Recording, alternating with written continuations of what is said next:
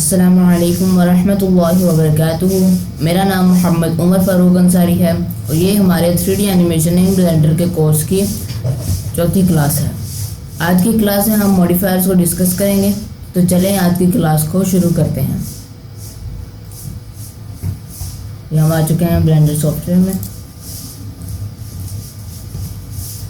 अच्छा, मॉडिफायर्स क्या होते हैं? मॉडिफायर्स ऐसे टूल्स होते हैं जो हमारे ऑब्जेक्ट की ज्योमेट्री को ख़राब किए बगैर उसके ऊपर कुछ इफ़ेक्ट्स लगा देते हैं। फॉर एग्जांपल, अगर मैं इसे स्मूथ दिखाना चाहूँ तो मैं राइट क्लिक करूँगा, शेड स्मूथ पर क्लिक करूँगा, ये स्मूथ भी हो गया और इसकी ज्योमेट्री पर भी कोई फ़र्क नहीं आया। सबसे पहले जब हमने किसी भी ऑब्जेक्ट के ऊपर मॉडिफायर्स अप्लाई करने होते हैं तो सबसे पहले वो ऑब्जेक्ट मैश होना चाहिए। कर्व में भी लग जाते हैं पर हम मैश में पढ़ रहे हैं तो आपका मैश सिलेक्ट होना चाहिए। मैश सिलेक्ट होना चाहिए, एक्टिव होना चाहिए। आपके साइड पर सॉफ्टवेयर के दो पैनल्स होते हैं, एक होता है आउटलाइनर, एक होता है प्रॉपर्टीज़ पैनल। प्रॉपर्टीज़ पैनल में जो डिफ़ॉल्ट सिलेक्टेड होता है ऑब्जेक्ट वाला, जहाँ पर ट्रांसफॉर्म्स शो हो रहे होते हैं इस जगह पर, इसके बिल्कुल नीचे यहाँ पर होता है मॉडिफायर। देखें, होवर करने से भी नज़र आ रहा है मॉडिफायर्स। इस पर आप क्लिक करेंगे तो आपके सामने इस तरह की विंडो ओपन हो जाएगी। यहाँ पर आपको एक बटन नज़र आएगा, आप उस पर क्लिक करेंगे तो आपके सामने ये लिस्ट ओपन हो जाएगी। इसमें सबसे पहला आता है सर्च, जिसमें हम किसी भी मॉडिफायर को सर्च कर सकते हैं। बाज़ दफ़ा हमें मॉडिफायर्स नहीं मिल रहे होते तो हम यहाँ से सर्च कर सकते हैं। आगे आता है ज्योमेट्री नोड्स, ये एक अलग से मॉडिफायर है। आगे आता है एडिट सेक्शन, इन सेक्शन के अपने मॉडिफायर्स हैं, जनरेट के अपने मॉडिफायर्स हैं, डिफॉर्म के, फिजिक्स के, नॉर्मल के और हेयर के मॉडिफायर्स। हम पढ़ेंगे जनरेट के मॉडिफायर्स क्योंकि ये बेसिक मॉडिफायर्स हैं। सबसे पहले हम पढ़ेंगे अरे modifier.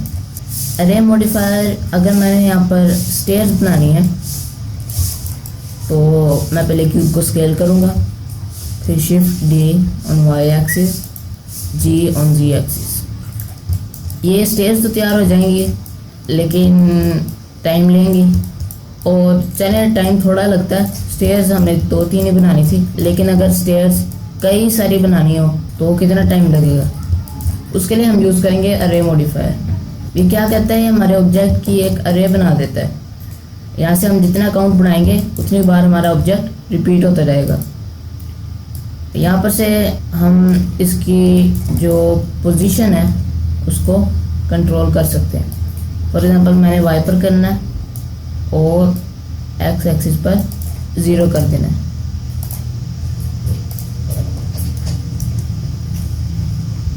Ji on Y axis अगर हम करेंगे तो ये सिर्फ मेन ऑब्जेक्ट ही होगा, उसके साथ ये सारी जो हमने अरे बनाई है वो सारी की सारी साथ में मूव होगी। यहाँ पर से कुछ भी करने से कोई फ़ायदा नहीं, हमें यहाँ पर से कंट्रोलर से कंट्रोल करना पड़ेगा। मैंने स्टेयर्स बनानी थी तो मैंने इस तरह एक स्टेप बना दिया और जैसे मैं काउंट को बढ़ाता रहूँगा स्टेयर्स ऐड होते जाएंगे। अगर मैं 100 करना चाहूँ 100 कर सकता हूँ, 1000 करना चाहूँ तो 1000 भी पॉसिबल है।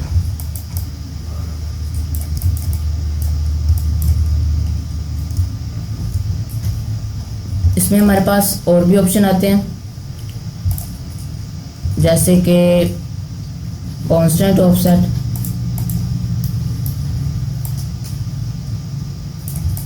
ये स्केल करता है, स्केल कर देता है, बल्कि ये भी ना रिलेटिव ऑफसेट की तरह काम करता है, बस थोड़ा सा चेंज करके कॉन्स्टेंटली काम करता है। उसमें तो होता था ना, हम ऐसे करेंगे, यहाँ पर क्लिक किया, ऐसे किया तो फ़ौरन यहाँ से यहाँ पर हो गया, लेकिन इसमें आराम आराम से होता है। फॉर एग्जांपल, हमें ज़्यादा बारीकी के साथ एक मॉडल को तैयार करना है। ये एक मेरी लाइन है,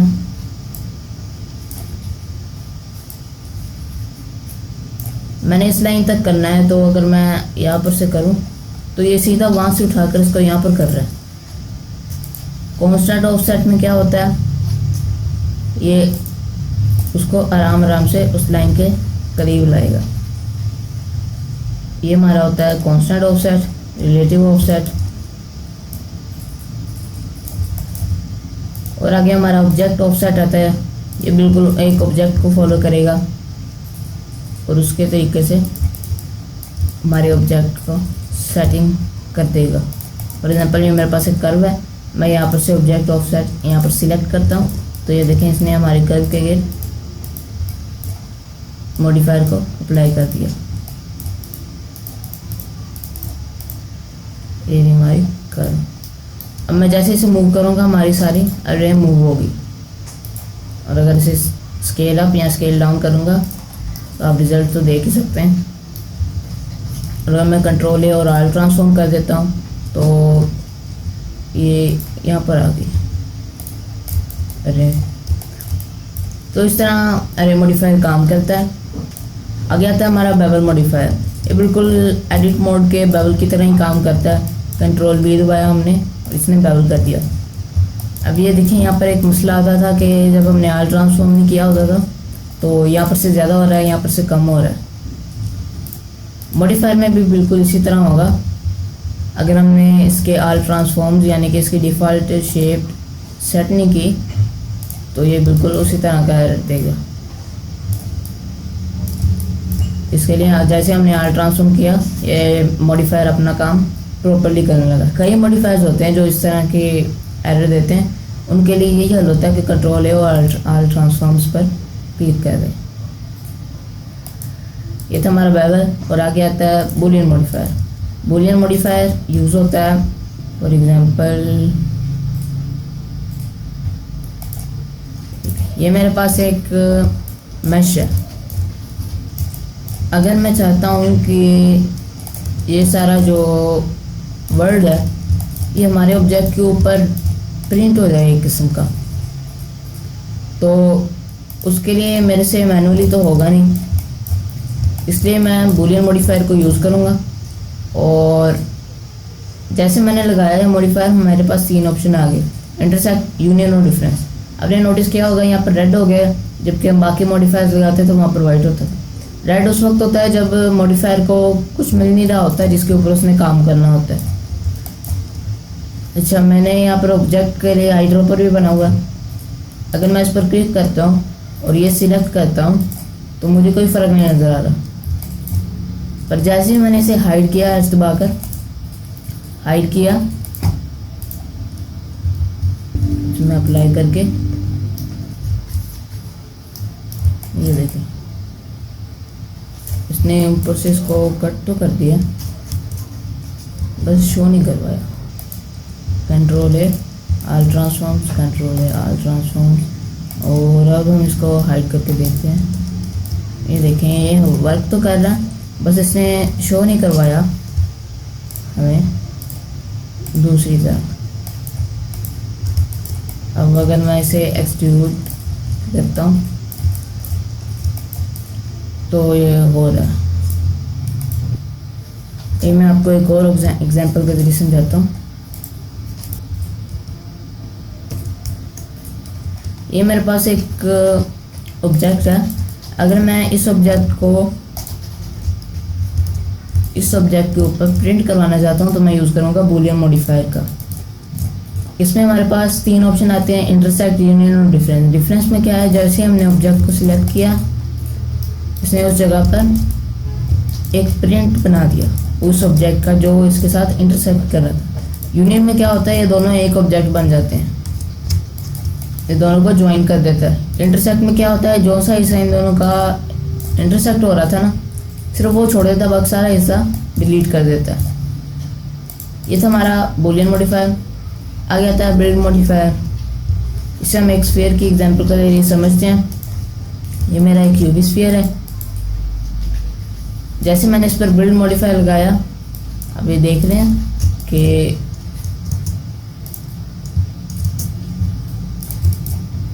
यहाँ पर ऑब्जेक्ट गायब हो गया। ये क्या हो रहा है कि हम इसे यहाँ से कंट्रोल कर सकते हैं। ये इसने बिल्ड होने की एनिमेशन तैयार कर दी। अच्छा, अगर आपको ये सही नहीं लग रहा कि यहाँ पर एक लाइन के बाद एक लाइन बना रहा है, आप चाहते हैं कि ये रैंडमली बनाए, तो आप रैंडमाइज के ऑप्शन को चेक कर देंगे और ये तैयार हो चुके हैं। यहाँ से भी आप इसे देख सकते हैं।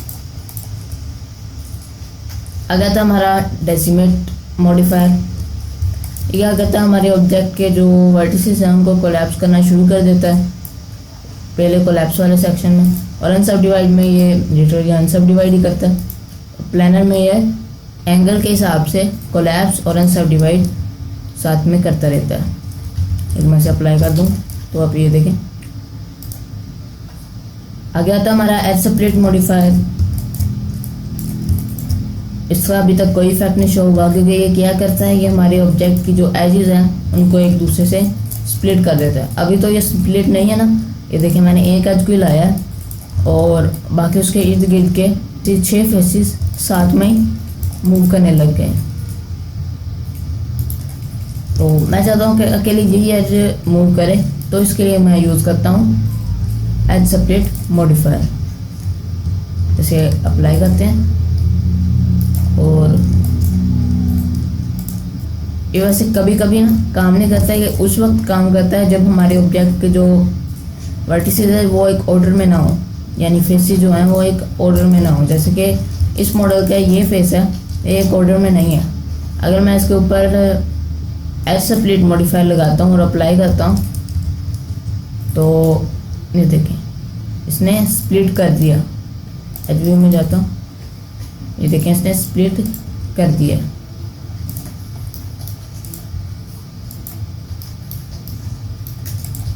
अगर हमारे फेसेस ही किसी रेगुलर पैटर्न से बने हुए जैसे कि स्फीयर था तो ये मॉडिफायर अपना काम नहीं करता।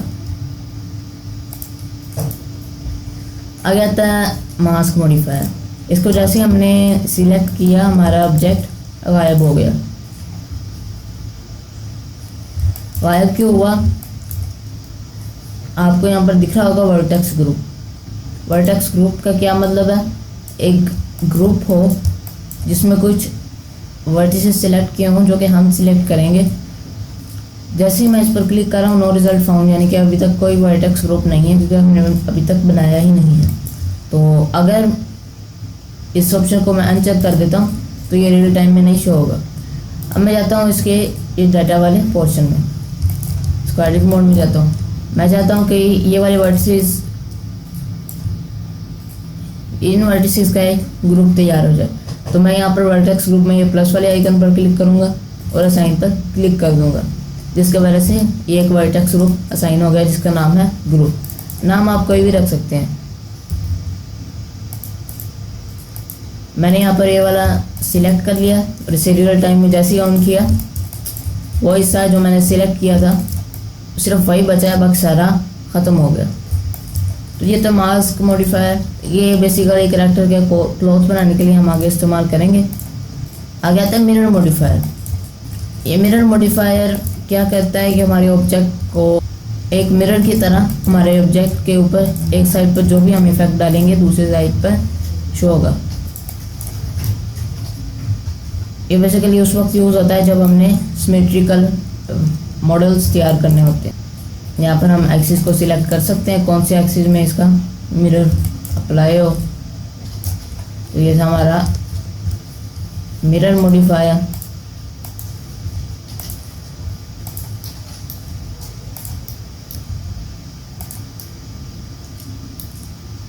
आगे आता है हमारा मल्टी रेजोल्यूशन मॉडिफायर। ये देखिए अभी मेरा ऑब्जेक्ट यहाँ पर है, मैं इसको अगर इस कर्सर पर लाना चाहता हूँ तो मैं दबाऊंगा shift S selection to cursor. अभी वैसे इसका ये जो इसका ओरिजिन पॉइंट है वो कर्सर पर ही है। तो अगर मैं चाहता हूँ इसका ओरिजिन पॉइंट यहाँ पर आ जाए, यानी वो पॉइंट जिसके गिर्द ये स्केल करता है। फॉर एग्जांपल यहाँ पर इसका अभी तो इसका यहाँ पर पॉइंट है ना, तो मैं स्केल कर रहा हूँ तो वहाँ पर से स्केल हो रहा है। अगर मैं राइट क्लिक करके सेट रीजन टू ज्योमेट्री, इससे क्या होगा, ये ओरिजिन है, ये हमारी ज्योमेट्री है। जो ओरिजिन है वो हमारी ज्योमेट्री के दरमियान में अलाइन हो जाएगा। और अगर सेट ज्योमेट्री टू ओरिजिन, तो ये ओरिजिन है और ये ज्योमेट्री है। ये ज्योमेट्री जो है हमारी ओरिजिन के ऊपर चली जाएगी। और ओरिजिन टू 3D कर्सर, इससे क्या होगा, जो हमारे ऑब्जेक्ट का यहाँ पर ओरिजिन होता है ना वो यहाँ पर चला जाएगा, जो कि अभी हुआ होगा सेंटर ऑफ मास वॉल्यूम। इनसे क्या होगा कि सेंटर ऑफ मास है ना जो हमारे ऑब्जेक्ट का, वहाँ उस तरफ हमारा ओरिजिन पॉइंट चला जाएगा। मैंने अभी ओरिजिन टू ज्योमेट्री सिलेक्ट किया तो ये देखें यहाँ पर ये हमारा ओरिजिन पॉइंट आ गया। अब मैं शिफ्ट एस दबाता हूँ, सिलेक्शन टू कर्सर। इससे क्या होगा, जिस चीज़ को मैं सिलेक्ट किया हुआ है वो कर्सर की तरफ चली जाएगी। Selection to cursor keep offset, इससे कुछ खास नहीं होता। सिलेक्शन टू एक्टिव, एक्टिव कौन सा ऑब्जेक्ट होता है। फॉर एग्जांपल मैंने यहाँ पर एक क्यूब लिया। अब जैसे मैंने क्यूब को सिलेक्ट किया, आपको इसके इर्द गिर्द येलो कलर की लाइन शो हो रही होगी। और अगर मैं साथ में शिफ्ट दबाकर इसको सिलेक्ट करता हूँ तो इसके गिर्द येलो लाइन शो हो रही है, इसके गिर्द ऑरेंज लाइन होगी। ऑरेंज लाइन का मतलब इनएक्टिव ऑब्जेक्ट और येलो लाइन का मतलब एक्टिव ऑब्जेक्ट। अब हम जो भी मॉडिफायर इन दोनों को सिलेक्ट करके लगाएंगे तो जो सा इन दोनों में से एक्टिव होगा सिर्फ उसके ऊपर मॉडिफायर लगेगा, दूसरे के ऊपर नहीं लगेगा। तो अभी हम अपने मॉडिफायर की तरफ वापस आते हैं। Multi resolution modifier, multi resolution modifier क्या करता है, इसके अंदर इसको सब डिवाइड कर देता है और साथ में इसको स्मूथ भी बना देता है। देखिए जैसे मैं सब डिवीजन ऐड कर रहा हूँ हमारा ऑब्जेक्ट स्मूथ हो रहा है। आगे आता है रीमेश मॉडिफायर। ये हमारे ऑब्जेक्ट के अंदर और वर्टिसेस, यहाँ आप कह लें एजेस, फेसेस ऐड करता है। ये भी आपको शो हो रहे होंगे। अच्छा, अगर इसका वॉलेट साइज और ज़्यादा छोटा कर दिया ना तो ये हमारे प्रोजेक्ट को बिजी करता रहेगा, कंप्यूटर को बिजी करेगा और इससे हमारे ऑब्जेक्ट का, हमारे प्रोजेक्ट का क्रैश होने का भी ख़तरा होता है। जब वापस आते हैं उसी रीमेश मॉडिफायर में, ये था हमारा रीमेश मॉडिफायर। इसमें जितनी ज़्यादा हम वैल्यू कम करेंगे उतने ज़्यादा वर्ड्स ऐड करेगा और जैसे कि हमारे ऑब्जेक्ट की शेप है बिल्कुल वैसी रहने देगा। इसमें हमारे पास 4 ऑप्शन आते हैं। एक होता है वॉलेक्स जो कि डिफ़ॉल्ट होता है। आगे आता है शार्प जो कि हमारे ऑब्जेक्ट को शार्प बना देता है। आगे आता है स्मूथ जो कि हमारे ऑब्जेक्ट को स्मूथ कर देता है। आगे आता है ब्लॉक जो कि हमारे ऑब्जेक्ट को ब्लॉक्स में कन्वर्ट कर देता है। इसको हम यहाँ से कंट्रोल कर सकते हैं। ये जब माइनक्राफ्ट एनिमेशन देखते हैं आप तो उसके लिए यूज़ होता है ज़्यादातर। तो ये था हमारा रीमेश मॉडिफायर। आगे आता है स्क्रू मॉडिफायर। स्क्रू मॉडिफायर हमारे ऑब्जेक्ट को उस एंगल में घुमा देता है जिस एंगल में हम उसे घुमाना चाहते हैं। फॉर एग्जांपल मैं यहाँ पर करके set reason to 3D cursor, यहाँ फिर कंट्रोल है ऑल ट्रांसफॉर्म कर क्लिक करता हूँ।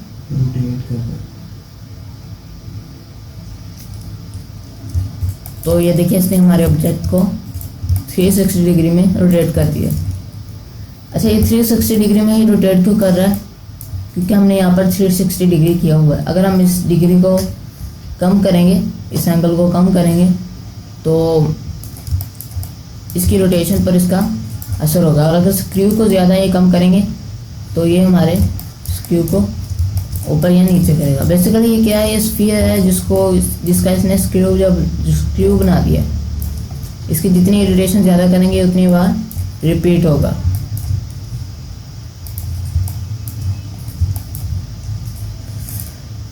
आ गया था जी हमारा स्किन मॉडिफायर।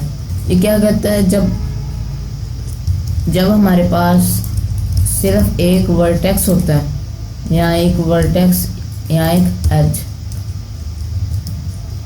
तो ब्लेंडर में जो एज होती है वो रेंडर में शो नहीं होती। रेंडर माने वो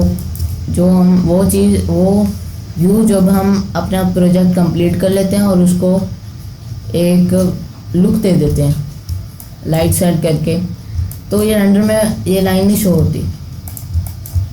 तो अगर हम चाहते हैं कि ये शो हो, इसके लिए हमें इसके ऊपर एक मॉडिफायर लगाना होगा, इसकी एक स्किन बनवानी होगी। तो स्किन हमसे मैनुअली तो बनेगी नहीं, हम जल्दी जल्दी स्किन मॉडिफायर लगा देंगे जिससे कि क्या होगा, ये हमारे ऑब्जेक्ट की स्किन बना देगा। अब ये एक ऐसे का ऑब्जेक्ट है, अगर मैं इसको ख़त्म कर दूँ तो ये सिर्फ 2 वर्टिसेस। अच्छा, ब्लेंडर में अनडू करने का जो शॉर्टकट है वो है कंट्रोल जी, और रीडो करने का कंट्रोल शिफ्ट जी है। कंट्रोल बाय नहीं है, कंट्रोल शिफ्ट जी।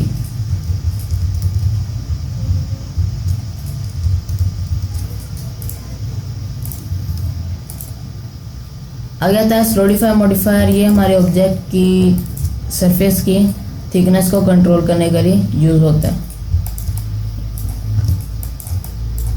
इसे मैं जितना ज़्यादा यहाँ कम करूँगा कि थिकनेस उतनी ही ज़्यादा यहाँ कम होगी। यहाँ से हम ऑफसेट को कंट्रोल कर सकते हैं। यहाँ से हम सिर्फ एक वर्टेक्स ग्रुप के ऊपर भी अपना सॉलिडिफाई मॉडिफायर लगा सकते हैं। आगे आता है हमारा सबडिविजन सरफेस मॉडिफायर। ये हमारे ऑब्जेक्ट को स्मूथ कर देता है, बिल्कुल मल्टी रेजोल्यूशन मॉडिफायर की तरह। पर ये स्कल्पटिंग के लिए नहीं करता, ये ऑब्जेक्ट को हमारे एनिमेशन के लिए स्मूथ करता है।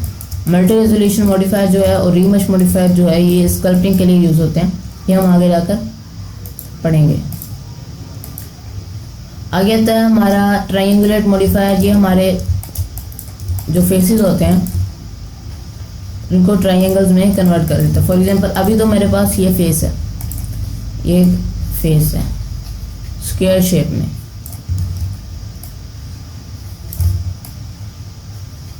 ये एक स्क्वायर शेप में मेरे पास फेस है। ट्रायंगुलेट मॉडिफायर क्या करेगा, इस फेस को ट्रायंगल में कन्वर्ट कर देगा। इस तरह नहीं करेगा कि इस तरह के ट्रायंगल में कन्वर्ट करे, वो इसके दरमियान में एक और एज ऐड कर देगा, जिससे क्या हुआ, ये रहा एक ट्रायंगल और ये रहा ऐसे, ये रहा एक ट्रायंगल और एक ये रहा ट्रायंगल। और इसे अगर हम सेपरेट करके देखें तो ये रहा एक ट्रायंगल और ये रहा,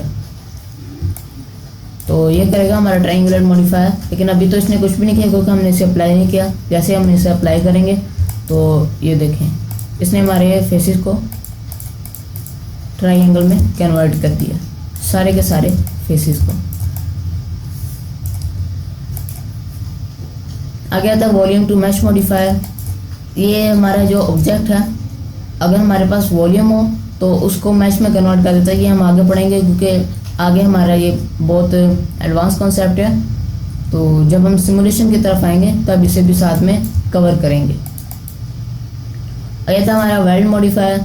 ये हमारे ऑब्जेक्ट ये बिल्कुल उसी डेसिमेट मॉडिफायर की तरह काम करता है और हमारे वर्टिसेस के दरमियान में डिस्टेंस को कम करता है, यहाँ ज़्यादा करता है। कम करेंगे तो ये अपनी बिल्कुल डिफ़ॉल्ट शेप में रहेगा। जैसे ही हम ज़्यादा करेंगे तो इसके वर्टिसेस कोलैप्स होने लग जाएंगे और उनके दरमियान में जो डिस्टेंस है वो बढ़ेगा।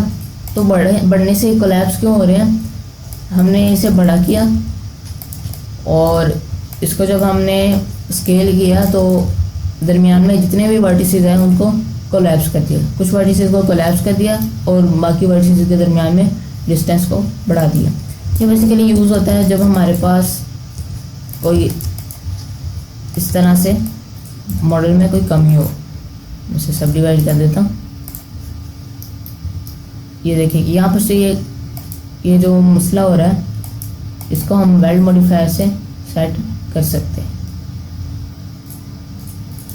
देखिए उसने उसे बिल्कुल अच्छी तरह से गायब कर दिया। आगे था हमारा वायर फ्रेम मॉडिफायर। ये हमारे ऑब्जेक्ट के अंदर जितनी भी एजेस होती हैं उनको एक वायर में कन्वर्ट कर देता है। यहाँ पर हमारे पास कुछ ऑप्शन होते हैं जहाँ से हम इसकी ऑफसेट को, थिकनेस को, इसके वायर की कंट्रोल कर सकते हैं।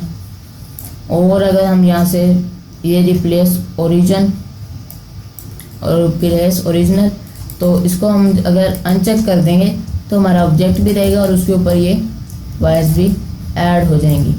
और अगर इसको वापस से चेक कर देते तो वायर रह जाएंगी, हमारा वो ऑब्जेक्ट रिमूव हो जाएगा। तो ये थे हमारे जनरेट के कुछ मॉडिफायर्स। ब्लेंडर में टोटल 64 मॉडिफायर्स होते हैं। उम्मीद है कि आपको आज के लेक्चर की समझ आई होगी। अगर किसी बात की समझ नहीं आई तो आप कमेंट सेक्शन में लिख सकते हैं। बाकी आपने जो आज पढ़ाया उसकी प्रैक्टिस करनी है। कल मिलते हैं अगली क्लास में। अल्लाह हाफिज़।